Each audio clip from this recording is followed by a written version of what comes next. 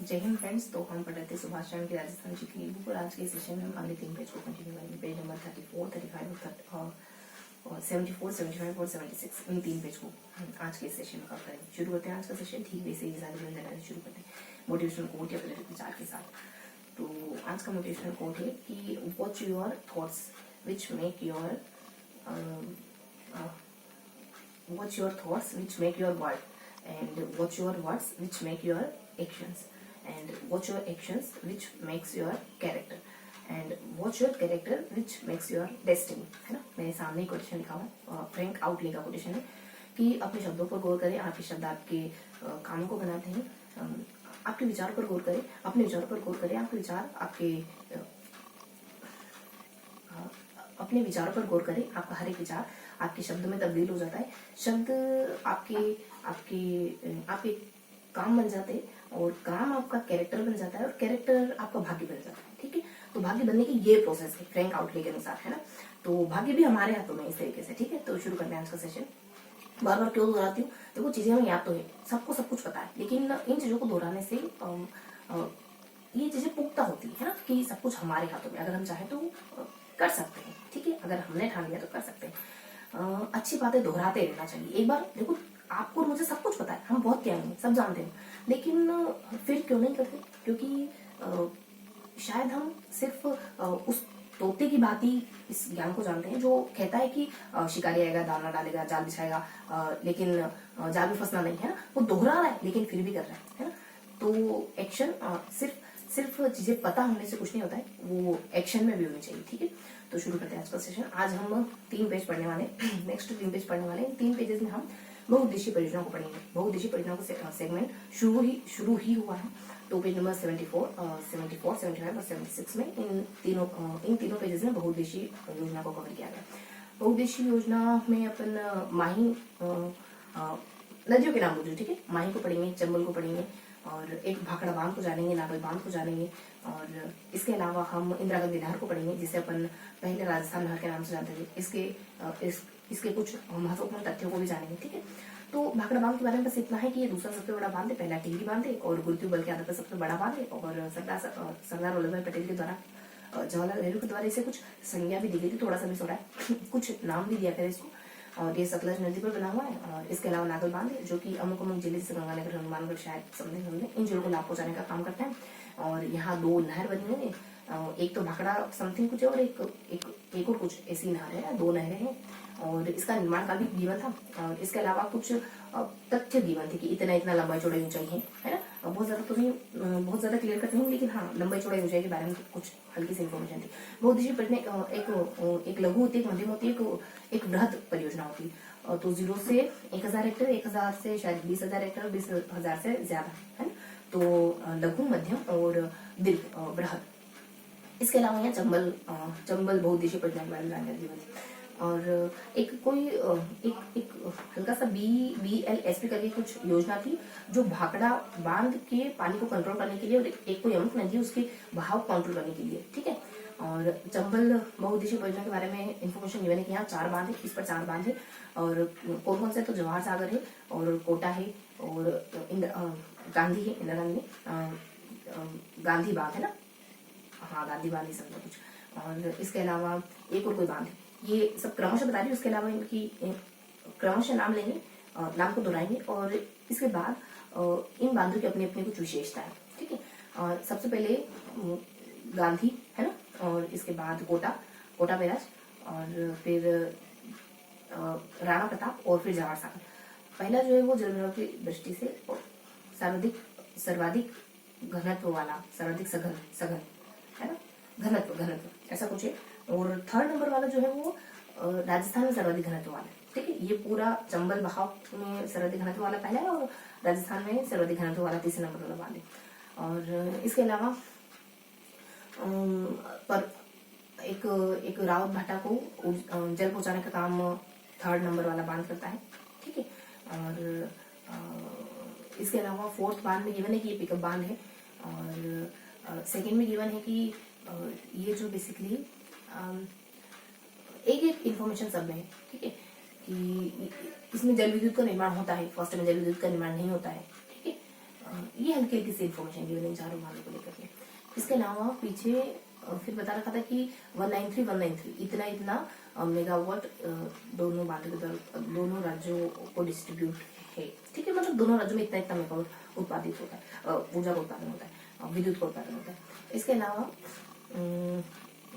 राजस्थान मध्य प्रदेश, और कौन से दो राज्य, तो राजस्थान मध्य प्रदेश। इसके अलावा एक और इन्फॉर्मेशन है माही को लेकर के, ठीक है, तो माही बांध सबसे ऊंचा समथिंग ऐसा कुछ है, ऊंचा तो झारखंड में 81 और ऐसे ही कुछ है कि सबसे ये ही ऐसा कुछ है, ठीक है, और 13109, और ये 4 इकाइयों में ऊर्जा का उत्पादन करता है, 25-45 दो इकाइयाँ, 25 की और 2 45 की, और 3 है इस पर कडाना, कागदी, और पहला शायद माही बजाजी है, और बोरखेड़ा बांसवाड़ा में, ठीक है, और सर्वाधिक लाभान्वित जिला इसका बांसवाड़ा, बोरखेड़ा और एक और कोई डूंगरपुर वगैरह है, ठीक है।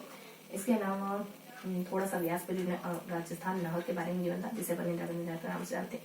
इसका निर्माण शायद अक्टूबर 1921 में होता है, और ये राजस्थान में सखा और सखा बांसवाड़ा, सखा गंगानगर से प्रवेश करती है, और इसकी जो शाखाएं हैं वो लक्ष्मीकरण और एक और कोई ऐसे साखला करके नाम था, है ना, ये इसकी शाखाएं हैं, और ये पक्का पहला पक्का बड़ा बांध ऐसा कुछ है।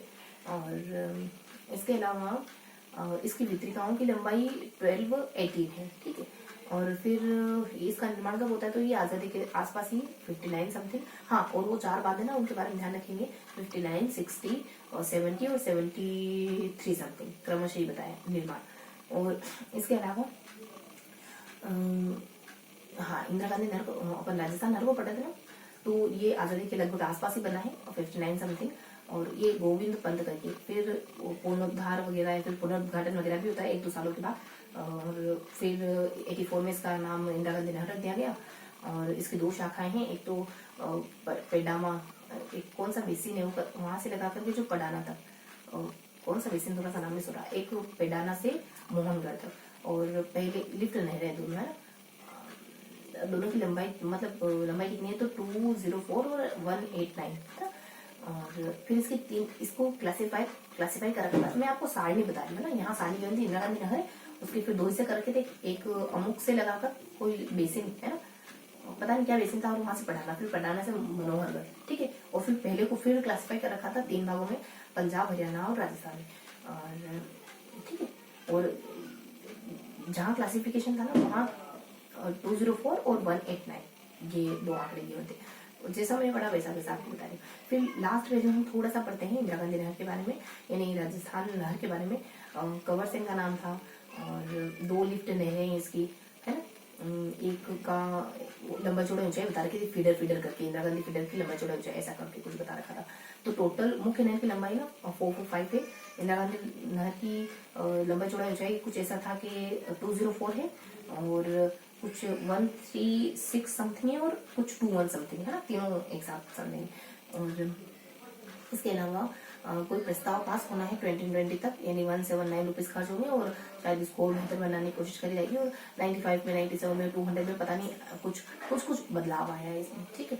और इससे कितने हेक्टेयर भूमि सिंचित करने का लक्ष्य, तो कुछ 1 हेक्टेयर एक पहली नहर से, तो दूसरी नहर से शायद 14 हेक्टेयर, ठीक है। तो ये था आज का सेशन, जिसमें हमने कुछ चीजों को दोहराने की कोशिश करी है, ओके। तो अब थोड़ा सा मेंशन करूंगी, बहुत ज्यादा क्लियर कट नहीं, क्योंकि हम फर्स्ट बार पढ़ा है, इससे पहले वाले सेशन में हमने फर्स्ट बार पढ़ा था, अब तो हमारा सेकंड बार हो गया। तो देखेंगे पेज नंबर 74, पेज नंबर 75 और पेज नंबर 76 पे क्या दिया है, हल्का से जानेंगे, पेज को इस तरीके से माइंड में ड्रॉ करेंगे, ये इमेजिनेशन से अच्छी तरीके से याद होती, ठीक है। तो पेज नंबर 74 में हम क्या पढ़ते हैं, यहाँ हम देखो शुरुआती करिए बहुउद्देशीय परियोजना की, तो हम भाखड़ा बांध पढ़ते हैं, यहाँ नागल बांध पढ़ते हैं, और यहाँ बेसिक अदर इन्फॉर्मेशन है। हालांकि हम कह रहे थे कि यहाँ मान लेते कि हम नागल बांध पढ़ते हैं, ठीक है। भाखड़ा बांध के बारे में हल्की इन्फॉर्मेशन मैंने आपको बता दी, और नागल बांध, और यहाँ नीचे अपन चंबल को पढ़ते हैं, ठीक है। यहाँ हम माही को पढ़ते हैं, यहाँ हम राजस्थान नहर को पढ़ते हैं, और यहाँ भी हम राजस्थान नहर को ही पढ़ते हैं। राजस्थान नहर को इंदिरा गांधी नहर को बात की, यहाँ देखो एक डायग्राम गिवन था, शायद वो इंदिरा गांधी नहर का था, और फिर यहाँ कुछ महत्वपूर्ण तथ्य थे इंदिरा गांधी नहर से जुड़े, जो मैं आपको बता दी, ठीक है। तो ये सारी इन्फॉर्मेशन गिवन थी 3 पेजेस में। अब हम थोड़ा सा एमसीक्यूज क्वेश्चन को करेंगे, ओके, और फिर सेशन को फिनिश करेंगे। थोड़ा सा वेट करेंगे आप, ओके।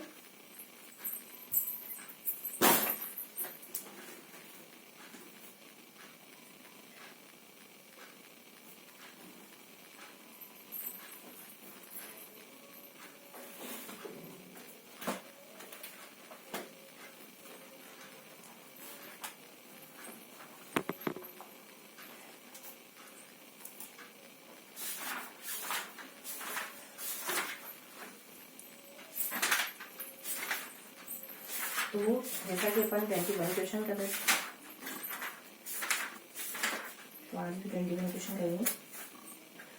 खनिजों की दृष्टि से राजस्थान का कौन सा भाग समृद्ध है? मध्य राजस्थान। राजस्थान में खनिजों का कौन सा प्रकार पाया जाता है? धात्विक, अधात्विक खनिज, खनिज युक्त है, सभी पाए जाते हैं। इनमें से किस खनिज पर राजस्थान का एकाधिकार है?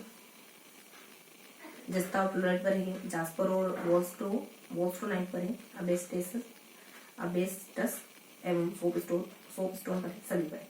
इनमें से किस खनिज पर अग्नि का प्रभाव नहीं होता है?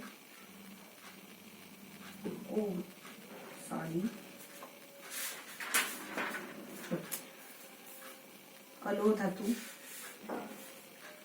के उत्पादन मूल्य की दृष्टि से भारत में राजस्थान का कौन सा स्थान? अलोह धातु कौन कौन सी? तो सीसा, जस्ता, तांबा। इनके उत्पादन में राजस्थान का कौन सा स्थान है? तो पहला स्थान। लोह खनिज की दृष्टि से राजस्थान का कौन सा स्थान है? चौथा। निम्न में से किस खनिज का प्रयोग सीमेंट, छत की चद्दरें एवं पाइप बनाने में किया जाता है? एबेस्टस। जैसलमेर का सादे वाला नामक स्थान किसके लिए विख्यात है? पेट्रोल के लिए। खनिज भंडारों की दृष्टि से राजस्थान का किस राज्य के उपरांत दूसरा स्थान है? झारखंड के बाद। खनिज उत्पादन मूल्य की दृष्टि से राजस्थान का देश में कौन सा स्थान है? पंचम। खनिज उत्पादन की दृष्टि से राजस्थान का देश में 5वां स्थान है। खनिजों की दृष्टि से राजस्थान को कौन सा भाग समृद्ध है? तो अरावली पर्वतीय प्रदेश। राजस्थान में खनिजों का कौन सा प्रकार पाया जाता है? उपयुक्त सभी, धात्विक, अधात्विक खनिज में। इनमें से किस खनिज पर राजस्थान का एकाधिकार है? तो उपयुक्त सभी, जस्ता, fluoride, jasper and wollastonite, asbestos and soapstone. इनमें से किस खनिज पर अग्नि का प्रभाव नहीं पड़ता है? तो वर्मिक्यूलाइट। इनमें से किस खनिज का प्रयोग कांच और मिट्टी के बर्तन बनाने में किया जाता है? फेल्सपार। किस खनिज का प्रयोग रबड़ उद्योग में किया जाता है? तो बेराइट्स है। टेलीकॉम पाउडर बनाने में किस खनिज का प्रयोग किया जाता है? तो इसका आंसर होगा घिया पत्थर। इनमें से किस खनिज का प्रयोग प्रमुख रूप से उर्वरक के उद्योगों में किया जाता है? उर्वरक उद्योगों में किया जाता है तो जिप्सम। भीलवाड़ा में स्थित रामपुर आबूजा निम्न में से किस खनिज के उत्पादन के लिए विख्यात है? सीसा, जस्ता। और मैग्नेसाइट का प्रयोग ताप अवरोधी ईंटों के निर्माण में किया जाता है। यह खनिज राजस्थान के किस जिले से प्राप्त किया जाता है? Ajmer, magnesite, okay. डूंगरपुर में स्थित मांडू की पहाड़ किस खनिज के उत्पादन के लिए विख्यात है? फ्लोरस्पार। पाइराइट्स नामक खनिज कहाँ पाया जाता है? सलाबीपुरा सीकर में। हारसूट किस खनिज को कहा जाता है? जिप्सम को। उनका ताना खेतड़ी और सिंगारा झुंझुनू। और अलवर जिले के खोदरीबा किस खनिज के भंडारों, विशाल भंडारों के लिए विख्यात है? तांबा। जस्ता गलाने के लिए हिंदुस्तान जिंक लिमिटेड की स्थापना कहाँ की गई है? देवारी उदयपुर में, ठीक है। तो ये थे हमारे एमसीक्यूज क्वेश्चन। एक क्वेश्चन आपसे पूछूंगी, जस्ता गलाने के लिए कारखाना कहाँ मौजूद है ना। तो मिलते हैं इसी की अगले सेशन। तब तक के लिए हंसते मुस्कुराते रहिए, दिल से पढ़ाई करते रहिए। जय हिंद।